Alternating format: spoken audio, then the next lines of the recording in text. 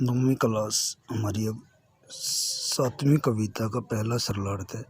माँ की ईश्वर से मुलाकात हुई या नहीं, ये कहना मुश्किल है। ईश्वर कवि कहता है कि मेरी माँ की जो है ना भगवान से मुलाकात हुई थी या नहीं हुई थी, इस बारे में जो है संशयग्रस्त हूँ। इस बारे में जो पुख्ता सबूत प्रस्तुत नहीं कर सकता, पर वह जताती थी जैसे ईश्वर से उसकी बातचीत होती रहती है। लेकिन जब भी वो मुझसे बातचीत करती थी, मुझे ऐसा महसूस होता था कि जैसे उसकी रोज़ाना ही ईश्वर से बातचीत होती रहती है और उससे प्राप्त सलाहों के अनुसार और ईश्वर से प्राप्त सलाह मशवरे के अनुसार ही ज़िंदगी जीने और दुख बर्दाश्त करने के रास्ते खोज लेती थी।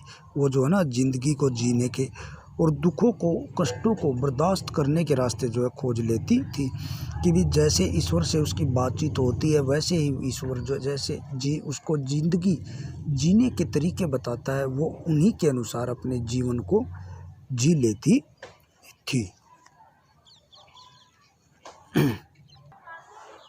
दूसरा सरलार्थ है। माँ ने एक बार मुझसे कहा था कि मेरी माँ ने एक बार जो है ना मुझसे कहा था, दक्षिण की तरफ पैर करके मत सोना, कि दक्षिण दिशा की तरफ जो है ना बेटा कभी भी पैर करके मत सोना। वह मृत्यु की दिशा है, वह जो है मृत्यु की दिशा है, अर्थात यमराज की दिशा। और यमराज को क्रुद्ध करना बुद्धिमानी की बात नहीं है, और मृत्यु के देवता अर्थात यमराज को क्रोधित करना कोई भी बुद्धिमानी की या अच्छा बात नहीं है। तब मैं छोटा था, जब मेरी माँ ये सब बातें बताया करती, उस समय मैं बहुत ही छोटा था और मैंने यमराज के घर का पता पूछा था।